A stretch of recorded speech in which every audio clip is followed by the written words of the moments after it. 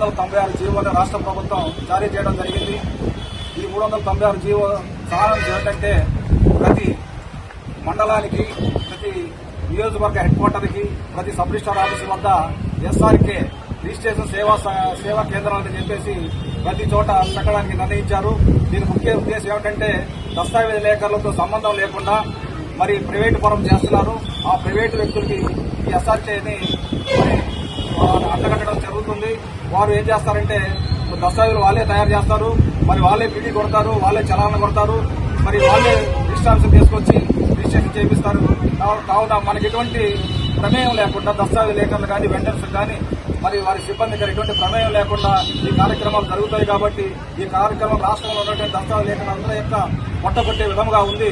మరి రాష్ట్రంలో సుమారు మరి 1,00,000 మంది, 1,50,000 మంది మరి దస్తావేజ్ లేఖర్లు కానీ, మరి వెండర్లు కానీ, వారి సిబ్బంది కానీ ఉన్నారు.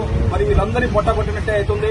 కాబట్టి రాష్ట్ర ప్రభుత్వం ఆలోచించి ఈ 396 జీవోని వెనక్కి తీసుకుని మరి మా యొక్క జీవనోపాధి కలిగించవలసిందిగా కోరుతున్నాము. మరి అంతేకాదు మేము డిమాండ్ చేస్తున్నాము, మరి 396 జీవోని వెంటనే రద్దు చేయాలి.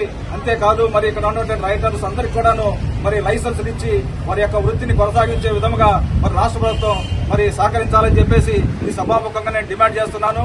మరి ప్రభుత్వం ఆలోచించి ఈ నిర్ణయాన్ని మరి వెనక్కి తీసుకుని దస్తావేజ్ లేఖల యొక్క వృత్తిని కొనసాగే విధంగా చేయాలని చెప్పేసి కోరుతూ సభాముఖంగా తెలియజేస్తున్నాను.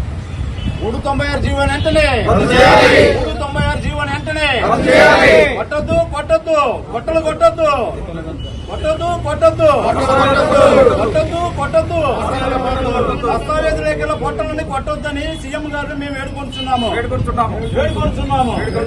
396 జీవోని వెంటనే 396 జీవోని వెంటనే దస్తావేజ్ లేఖల ఐక్యత, దస్తావేజ్ లేఖల ఐక్యత.